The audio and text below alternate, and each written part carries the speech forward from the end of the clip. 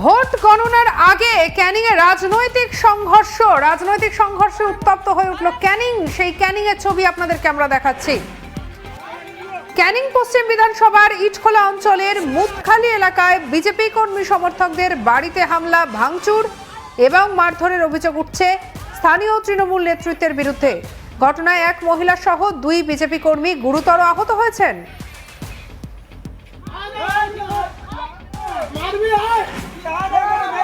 হিন্দু সমস্যা শুরু হচ্ছে।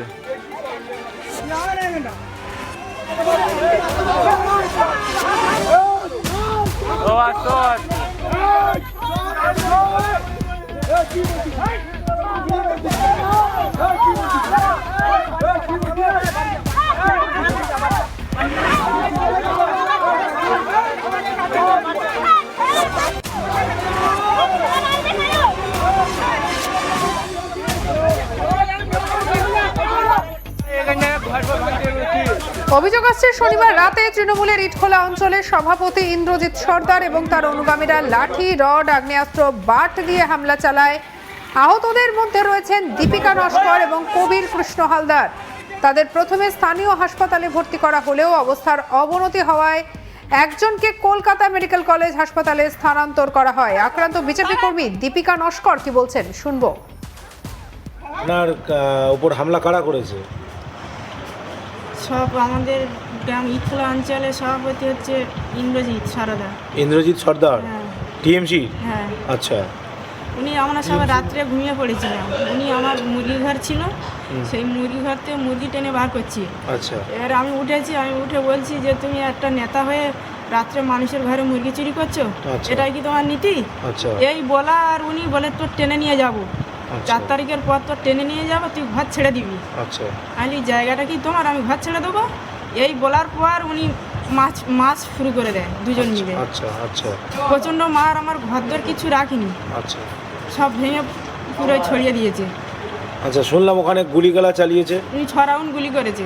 আচ্ছা, তোমাদের দিকে? হ্যাঁ। আচ্ছা, এখন তোমার কোথায় আঘাত করেছে? কোথায় আঘাত করেছে? আঘাত বলতে শুধু আমার এক সাইড ধরে মেরেছে, বিছানা এইভাবে শুয়ে ফেলে দিয়ে এক সাইড ধরে মেরেছে দুজনে। আচ্ছা, কুই দিয়ে মেরেছে? বাড়িয়ে চর। কে ইন্দ্রজিতের সাথে আর কে গেছে? ইন্দ্রজিৎ আর স্বপন। ইন্দ্রজিৎ আর স্বপন কি? স্বপন সরদার স্বপন? ওর টাইটেল আমি জানি না। আচ্ছা। আক্রান্ত বিজেপি কর্মী কবি কৃষ্ণ হালদার কি বলছেন শুনবো তার কথা। হাতটা নামছে না, নামিয়ে দেওয়া যাচ্ছে না, একটু লাগবে হয়তো, কিন্তু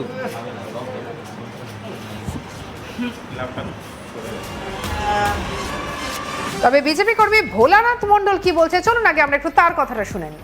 তোমাদের উপরে কারা হামলা করেছে, মানে তোমার বাড়ির ফ্যামিলির উপর?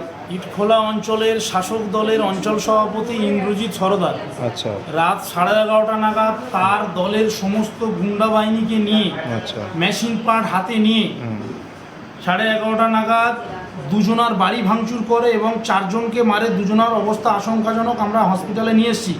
6 রাউন্ড গুলি চলেছে, আমাদের কাছে গুলি চলার প্রুফ আছে, ভিডিও আছে। পুলিশ প্রশাসন এখনও পর্যন্ত আমাদের সুরক্ষা দিতে পারছে না, আর পুলিশ প্রশাসনের উপরে আমরা ভরসা করে উঠতে পারছি না। এখনও পর্যন্ত এত বড় অত্যাচার করার পরে, গুলি চালানোর পরে ওখানে এখনও পর্যন্ত মানুষ সুরক্ষা নেই। মানুষ ভয় পাচ্ছে, কর্মীরা ভয় পাচ্ছে, কীভাবে থাকবে? এখনও পর্যন্ত একজনও অ্যারেস্ট হয়নি। আচ্ছা, তোমরা ওখানে মানে পুলিশ প্রশাসন এখনো গিয়ে পৌঁছায়নি, তাই তো? পুলিশ প্রশাসন পৌঁছেছে, কিন্তু পুলিশ প্রশাসন এখনো পর্যন্ত কাউকে অ্যারেস্ট করেনি। সাধারণ আপনার কি হয়েছে? কারা আপনার উপরে চড়া হয়েছে রাতে?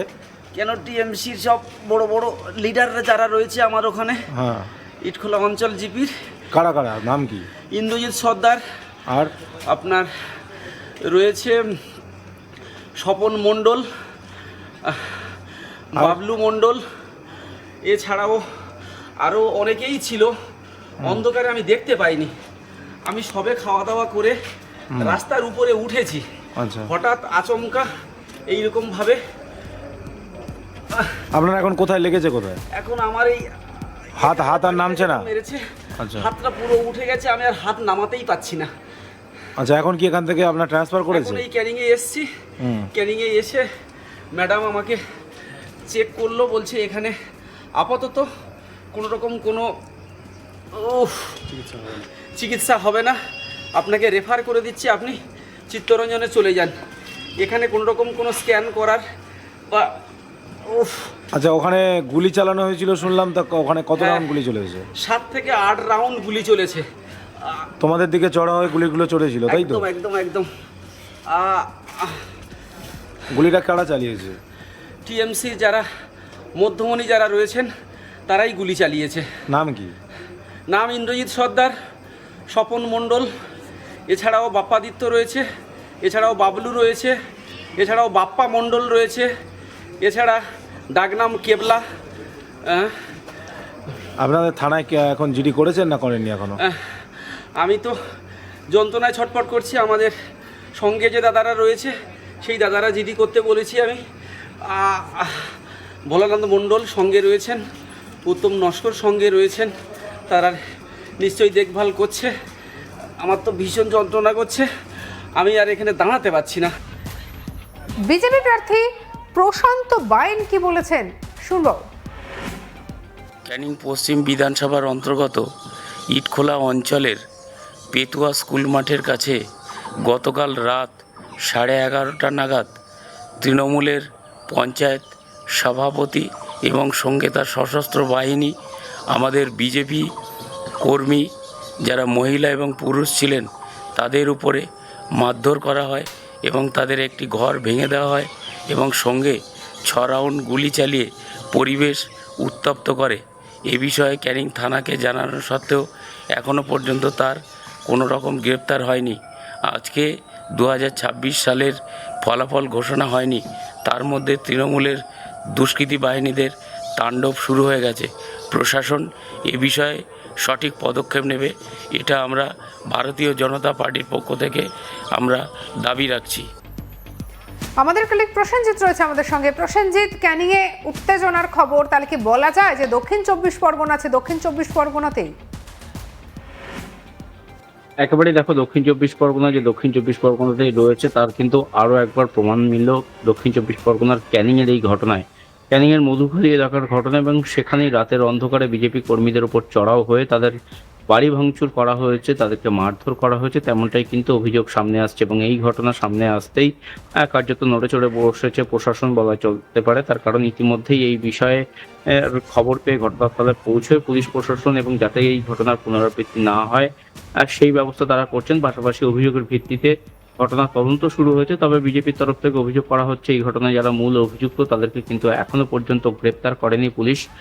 থানায় ইতিমধ্যে অভিযোগ দায়ের হয়েছে, যদিও সেই অভিযোগ তৃণমূল নেতৃত্ব তারা কিন্তু অস্বীকার করছেন। তাদের দাবি এই ঘটনার পেছনে তাদের কোনো হাত নেই, বিজেপির গোষ্ঠীকন্দলের ফলে এই ধরনের ঘটনা ঘটেছে। মিথ্যে অভিযোগ দেওয়া হচ্ছে তৃণমূলের বিরুদ্ধে, তেমনটা কিন্তু তারা দাবি করেছেন। কিন্তু ঘটনার সময়কার একটি ভিডিও সেটা কিন্তু সোশ্যাল মিডিয়াতে ভাইরাল হয়েছে, এবং সেখানে কিন্তু পরিষ্কার দেখা যাচ্ছে এই বিজেপি কর্মীদেরকে কিন্তু হুমকি দেওয়া হচ্ছে, এবং সেই হুমকির ভিডিও প্রকাশ্যে আসতেই কিন্তু যে চাঞ্চল্য সেটা ছড়িয়েছে এলাকাতে, এবং এলাকার সাধারণ মানুষ তারা দাবি করছেন যে এই যে ঘটনা ঘটেছে এর পেছনে কিন্তু তৃণমূলের হাত রয়েছে। স্থানীয় তৃণমূলের নেতা ইন্দ্রজিৎ সর্দার, তার নেতৃত্বেই কার্যত এই হামলা চালানো হয়েছে।